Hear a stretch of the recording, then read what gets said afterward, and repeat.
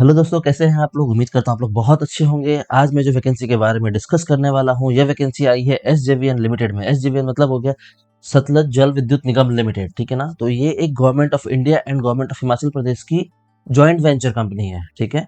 और मैं आपको बता दूं कि ये जो है नवरत्ना से पीएसयू है। तो समझे ना, तो क्या होता है पीएसयू जो होता है नॉर्मली तीन कैटेगरी में होती हैं। एक होती है महारत्ना, एक होती है नवरत्ना, एक होती है मिनी रत्ना, ठीक है। तो ये नवरत्न कैटेगरी कंपनी मतलब बड़ी कंपनी है, ये छोटी कंपनी नहीं है, ये बड़ी कंपनी है, ठीक है। तो आइए देखते हैं इसके बारे में, थोड़ा सा जानते हैं इसके बारे में, कंपनी क्या करती है, क्या कर नहीं करती है। तो ये बेसिकली जो एसजेवीएन लिमिटेड है, ये बेसिकली है मिनिस्ट्री ऑफ पावर में, ठीक है ना। तो मिनिस्ट्री ऑफ पावर के अंदर आती है ये गवर्नमेंट ऑफ इंडिया में। एंड इसका इनकॉर्पोरेशन जो है वो 24 मई 1988 को हुआ था। एंड ये अभी जो फिलहाल हिमाचल प्रदेश की गवर्नमेंट के साथ में मिलकर काम करती है, जॉइंट वेंचर है इन दोनों का, ठीक है ना। कहाँ कहाँ बिजनेस है इसका, तो आप लोग देख लीजिए। हिमाचल प्रदेश में है, उत्तराखंड में है, बिहार में है, महाराष्ट्र में है, उत्तर प्रदेश में है, पंजाब, गुजरात, अरुणाचल प्रदेश, राजस्थान, असम, उड़ीसा, मिजोरम एंड मध्य प्रदेश में है, इंडिया में, ठीक है। एंड आपका नेबरिंग कंट्री में नेपाल में भी है, ठीक है। तो ये आप देख सकते हैं इसमें, ओके। एंड ये बेसिकली अभी जो है 14 प्रोजेक्ट्स इनका कमीशन हुआ है, जिसमें ये इनके पास इंस्टॉल कैपेसिटी जो है वो 2467 मेगावाट जो है बेसिकली ये इलेक्ट्रिसिटी प्रोड्यूस करती है, ठीक है ना।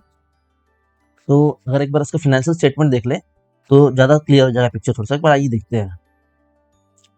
तो बेसिकली ये है एसजेवीएन लिमिटेड की फाइनेंशियल स्टेटमेंट है, ठीक है। तो इसको आइए देखते हैं। रेवेन्यू देखिए, अदर इनकम देखिए, टोटल इनकम देखिए। तो टोटल इनकम बेसिकली जो है इसकी 2876 करोड़ की है, ठीक है ना। यहाँ पे देखो रुपीज इन लैक्स लिखा हुआ है, तो आपको इसको करोड़ में देखना है, ठीक है ना। तो 2876 करोड़ रुपीज की इसकी टोटल इनकम है। और अगर पैट देखें हम, अगर तो प्रॉफिट फॉर द ईयर जो है पैट है, बेसिकली पैट इसकी जो है 911 करोड़ रुपीज की है, ठीक है ना। तो 911 करोड़ रुपीज की इसकी पैट है, फिट आफ्टर टैक्स, ठीक है। तो आप इसको देख सकते हो। तो it's a very good company. 911 crore profit कम नहीं होती यार। एंड एम्प्लॉय भी ज़्यादा नहीं है कंपनी में, ठीक है ना। मतलब अच्छी है कंपनी, है बहुत अच्छी कंपनी है। एंड बहुत लोगों का ड्रीम होता है इस कंपनी में काम करने का। एंड बेनिफिट्स बहुत है। तो आइए देखते क्या क्या मिलेगा आपको इसमें। तो जो वैकेंसी आई है उस पोस्ट है आपका एग्जीक्यूटिव ट्रेनी, ठीक है ना। तो अब इसमें क्या है कि E2 लेवल पे आई है। आपको अगर याद होगा तो रिसेंटली बहुत सारे वैकेंसी आई थी E1 लेवल पे। जैसे मान लो पावर ग्रिड हो गई, पावर ग्रिड आपको लेती है E1 लेवल पे। राइट्स लिमिटेड में जो वैकेंसी रिसेंटली आई थी, उसमें क्या था कि सीए क्वालिफाई करने के बाद आपको 2 साल का एक्सपीरियंस चाहिए था, देन आपको वो E1 में लेते थे आपको वो, ठीक है ना। तब भी आपको वो E1 में लेते हैं आपको, ठीक है। मतलब E1 का मतलब होता है 40,000 का पे स्केल, ठीक है। और ये आपको एज ए फ्रेशर E2 का पे स्केल ले रहा है। तो मतलब क्या हुआ मैं आपको बताऊं इससे, इसमें क्या बेनिफिट है आपको कि अगर आप E1 में जाते हैं ना, मान लो, तो फिर आपका जो प्रोबेशन पीरियड खत्म होता है देन आप E2 में आते हैं आप, ठीक है। और यहाँ पे डायरेक्टली आप E2 में ही ज्वाइन कर रहे हो आप, ठीक है ना। तो आपको 1 साल का बेनिफिट आपको हो गया। तो मान के चलो 10,000 का अगर आपका बेसिक का डिफरेंस है ना, तो ग्रॉस में मैं आपको बताऊं लगभग 22 से 25,000 रुपए का डिफरेंस हो गया ग्रॉस सैलरी में आपका, ठीक है ना।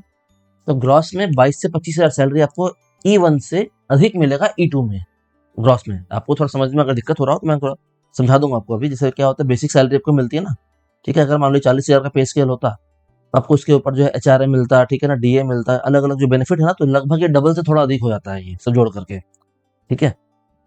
तो बेसिक में डिफरेंस कितना हुआ मैंने आपको बताया।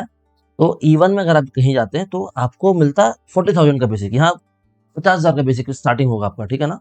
ओके। तो 10,000 का जो डिफरेंस है ना, तो ओवरऑल ये जो डिफरेंस बनाता है ये सारे बेनिफिट्स को लेने के बाद में, ये जो सारा बेनिफिट आप देख रहे हैं इन सारों को लेने के बाद में, तो वो लगभग आपका 22 से 25,000 का डिफरेंस बनाता है, डिपेंडिंग अपॉन द सिटी कहाँ पोस्टेड है, मतलब, ठीक है ना। एक्स क्लास सिटी में कि वाई क्लास सिटी में, वो डिफर करता है सिटी सिटी मतलब। लेकिन मैं आपको एक्स क्लास के हिसाब से अगर बताऊं तो लगभग 22 से 25,000 का डिफरेंस बनता है। तो ये आपका बेनिफिट है। सोचो आप 12 महीने काम करोगे तो 20,000 भी अगर आप एवरेज मानो और मल्टीप्लाई करो अगर आप 12 से, तो आप देख लो 2,40,000 का तो बेनिफिट आपको ऐसे एक्स्ट्रा हो गया इसमें, ठीक है ना। तो इट्स ए गुड कंपनी, पैसा अच्छे देती है कंपनी। आइए और देखते क्या क्या मिलेगा इसमें आपको। तो बेसिक पे के अलावा आपको इसमें मिलेगा आईडीआई मिलेगा, okay. IDI I think 49.8 something चल रहा है अभी, ठीक है ना। डियरनेस अलावेंस आपका पीएसयू के लिए तो याद रखिएगा, सेंट्रल गवर्नमेंट के लिए अलग होता है और पीएसयू के लिए अलग होता है डीए, ठीक है ना। सेंट्रल गवर्नमेंट के लिए जो होता है उसको सीडीए बोलते हैं, और जो पीएसयू के लिए होता है उसको आईडीए बोलते हैं। आईडीए का मतलब होता है इंडस्ट्रियल डियरनेस अलावेंस, उसका मतलब होता है सेंट्रल डियरनेस अलावेंस, ठीक है। तो वो अभी 53% चल रही है सीडीए, और ये 49.8 है, तो 1 साल पीछे चलता है बेसिकली। तो ये भी 50% क्रॉस कर जाएगी कुछ दिन में भी, मतलब अगले क्वार्टर तक क्रॉस कर जाएगी ये, ठीक है। उसके अलावा आपको अलाउंसेस मिलेगा जो 35% ऑफ द बेसिक पे होगा, ठीक है, कैफेटेरिया अप्रोच के अंदर में।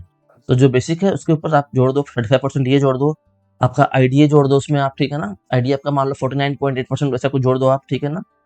तो आप ऐसे ही देखो कितना हो गया 49% मान लो, 49 और आपका ये 35 जोड़ दो आप, ठीक है ना। तो आपका लगभग डबल ऐसे ही हो गया आपका, ठीक है। एंड उसके अलावा आपको देखो क्या क्या मिलेगा, एचआरए मिलेगा। एचआरए आपको 27% होता है एक्स क्लास सिटीज में, ठीक है। अब आप देख लो डबल पार हो गया तो, ठीक है। तो डीए एचआरए आपका कैफेटेरिया जोड़ दो आप तीनों अगर ना, तो आपका ये डबल से पार हो गया आपका ये, ठीक है। ज्यादा एक्सेस हो गया उससे वो। उसके अलावा एचआरए मिलेगा तो कंपनी का लीजर अकोमोडेशन मिलेगा आपको, पीएफ मिलेगा 12% का एम्प्लॉयर एम्प्लॉय का, ठीक है ना। ठीक है, उसके अलावा आपको एनपीएस भी मिलता है, ठीक है।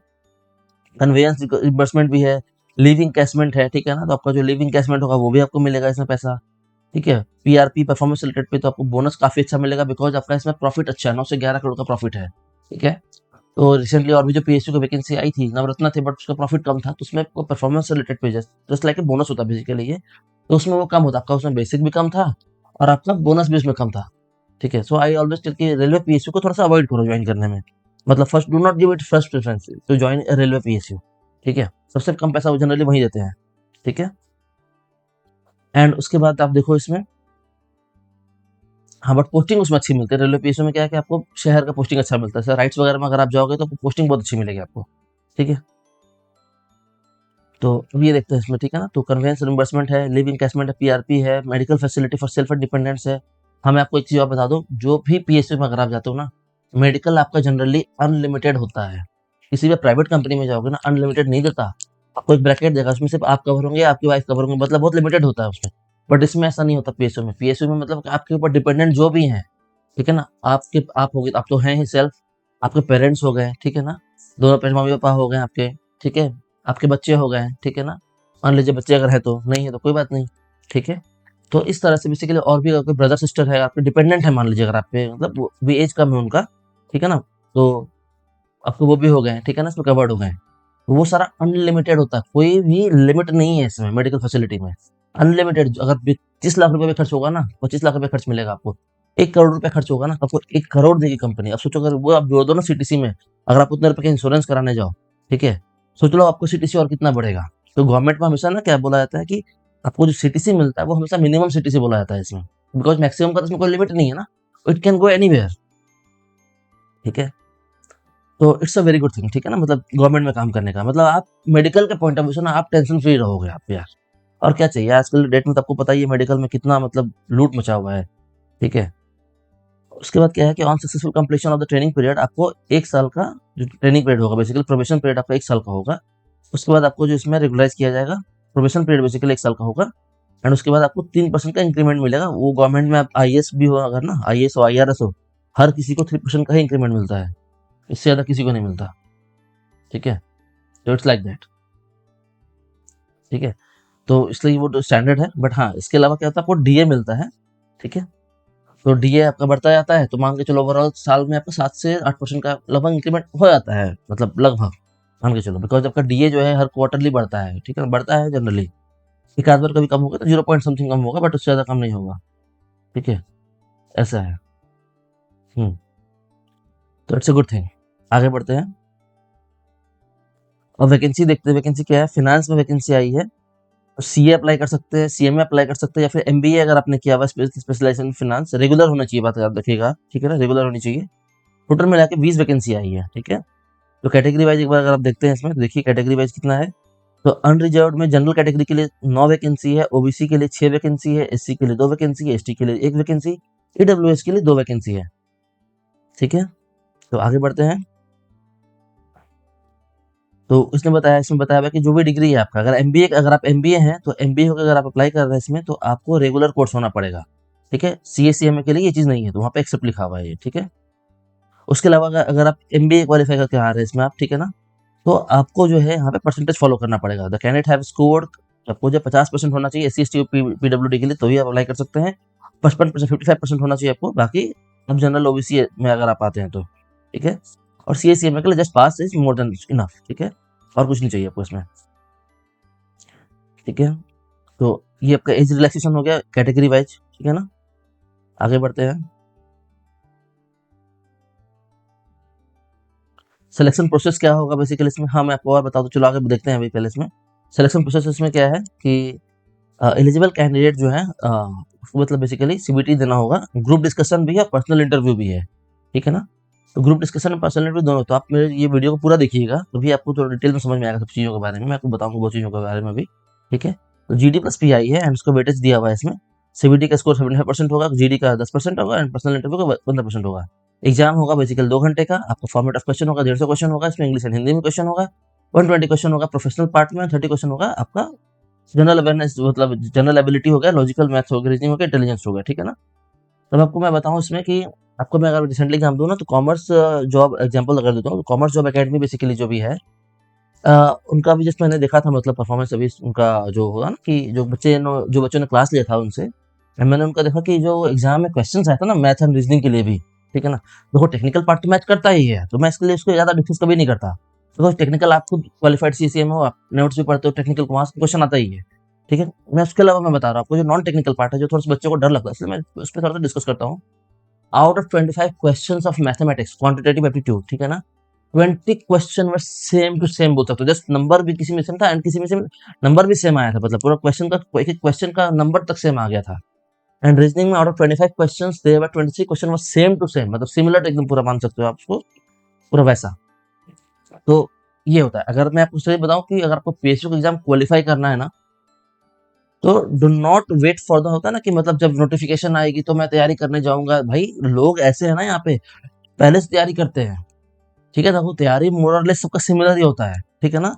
थोड़ा थोड़ा डिफरेंट हो सकता है सिलेबस वाइज, थोड़ा सा बस, ज्यादा नहीं, बट मान के चलो 70 to 80% आपका कोर्स सिमिलर होता है सब चीज में, ठीक है ना, हर एग्जाम में।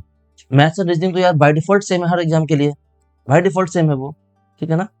तो आप इसको करो, ठीक है, तैयारी करो, बिकॉज अगर आपको एग्जाम निकालना है तो आपको पहले से तैयारी करना है आपको, ताकि जब भी कोई नोटिफिकेशन आए तो आप बाय डिफॉल्ट बेसिकली आप सेलेक्ट हो जाओ उसमें जल्दी से, ठीक है ना। बिकॉज सोचो आप अगर 1 महीना पढ़ के तैयारी करके जा रहे हो और कोई बेचारा कोई 3 महीना से तैयारी कर रहा है, ऑब्वियस सी बात है यार, वो तो आपसे अच्छा परफॉर्म करेगा ना, ठीक है। So do not wait for the notification to come, भाई बहुत वैकेंसी आने वाली है इस साल में भी, अभी बहुत वैकेंसी आने वाली है, तो आप एग्जाम निकालो अच्छे से, ठीक है, निकल जाएगा एग्जाम आपका, ठीक है।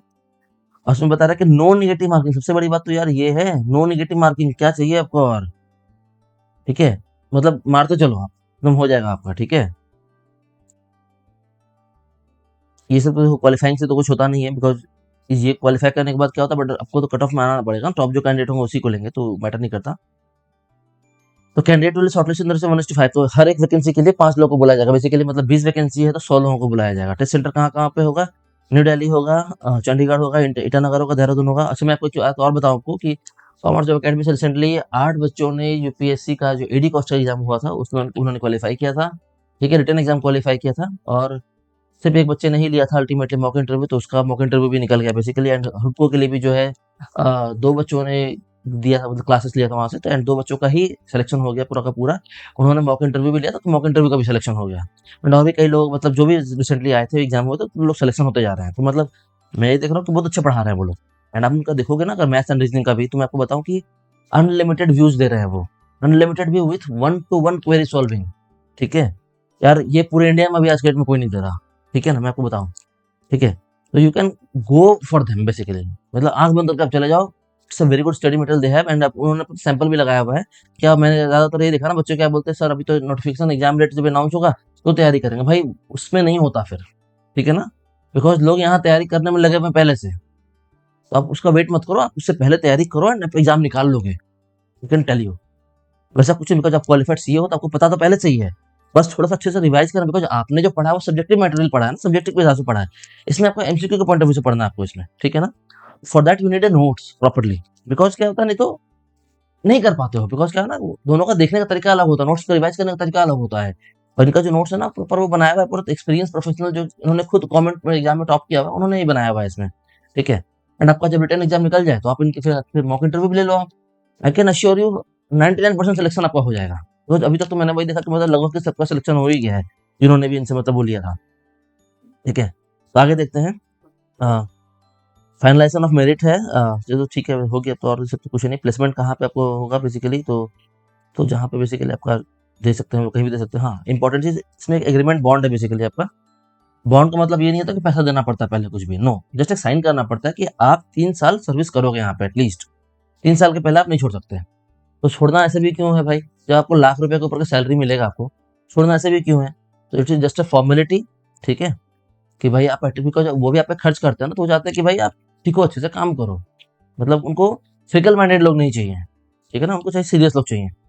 तो ये है, तो 3 साल खत्म होते ही आपका ये बॉन्ड इनवैलिड हो जाता है आपका, ठीक है? तो बॉन्ड का कोई लॉजिक नहीं है फिर उसके बाद जस्ट एक साइन कर दो, काफ़ी है भैया, ठीक है?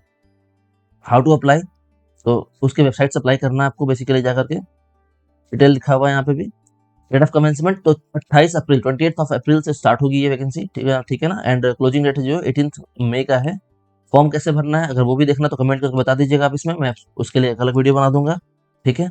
एंड कुछ भी क्वेरी हो तो आप मुझसे पूछ सकते हैं, कभी भी यहाँ पूछ सकते हैं। टेलीग्राम चैनल के लिंक भी मैं डाल दूंगा जिसमें हम लोग डिस्कस करते हैं, गाइडेंस देते हैं रेगुलर बेसिस पे, आप उसको ज्वाइन कर लो, ठीक है? एंड लास्ट डेट 18 मई है, तो यही है बेसिकली। एंड और एक चीज़ और, जब आपका रिटन एग्जाम क्लियर हो जाएगा, अगर आपको बुलाया जाएगा ना पर्सनल इंटरव्यू के लिए या ग्रुप डिस्कशन के लिए, ठीक है? तो आपको सेकंड क्लास का एसी का टिकट मिलेगा आने के लिए, ठीक है? या बस फेयर जो होगा, जो भी शॉर्टेस्ट रूट होगा बेसिकली आपके घर से, आपको उसका फेयर का पैसा रिम्बर्समेंट हो जाएगा आपको। तो it's a very good thing यार, और क्या चाहिए यार, इतना कुछ दे रहा है पैसा,